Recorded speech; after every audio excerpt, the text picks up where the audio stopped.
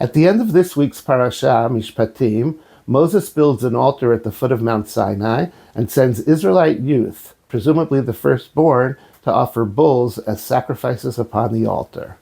These include olot, whole offerings, burnt entirely on the altar, and fellowship offerings, shlamim, shared in fellowship by the people and God, in the form of blood and fat sacrificed on the altar. We are then told that God was visibly present at this first paradigmatic fellowship meal. Moses and other nobles ascend the mountain, where we are told they saw the God of Israel, and under his feet was something like a brick of sapphire, as clear as the sky itself.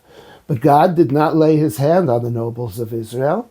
They saw him, and they ate and drank.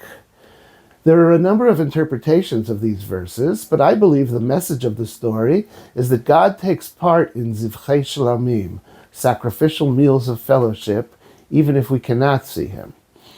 But surprisingly, elsewhere in this week's parasha, and a number of times throughout the Torah, Israelite men are commanded to see God during the 3 pilgrimage festivals.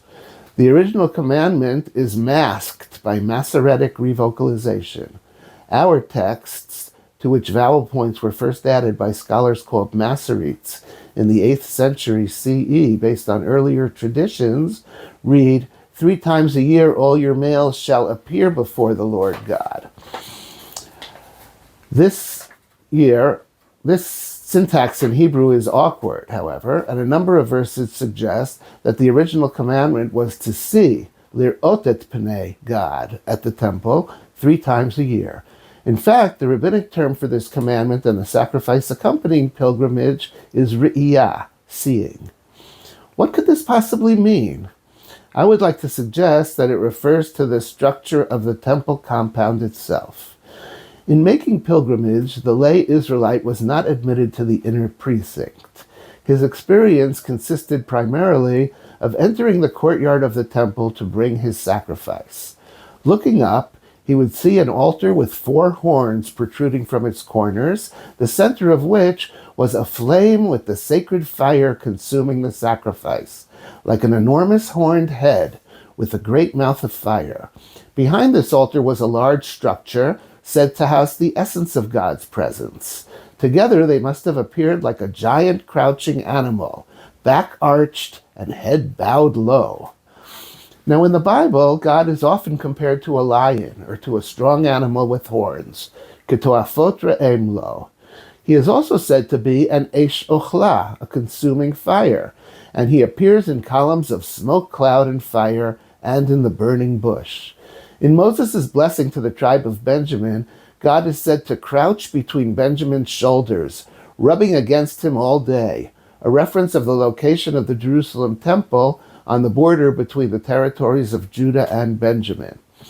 I believe that on pilgrimage festivals, the Israelites were said to see God in the form of the temple itself, a giant animal crouching, its essence in the Holy of Holies in the temple interior, and its 4-horned head filled with fire consuming the sacrifices. Echoes of this view are found in rabbinic literature. In the Talmudic tractate Sukkah, Miriam bat Bilga, the daughter of priests in Maccabean times, is said to have apostatized, married a Greek soldier, and entered the temple when it was being defiled by Antiochus's troops. She kicked the altar and blamed God for her apostasy, saying, "Wolf, wolf, how long did you expect to eat the Israelites' property when you didn't stand by them in their time of need?" She clearly identified the altar with God's mouth and compared God to an animal. Elsewhere in Tractate Sukkah, the rabbis take care to word and reword the prayers recited at the altar on Sukkot, so as not to be seen as worshiping or directing prayers to the altar itself. While these texts indicate that in the long run, the rabbis rejected the view that seeing the altar is seeing God, they also indicate that this view was commonplace. May we all feel God's presence at all times, in whatever form we imagine him, whether we see him or not. He is one, no matter how he is imagined. Shavua Tov from Schechter.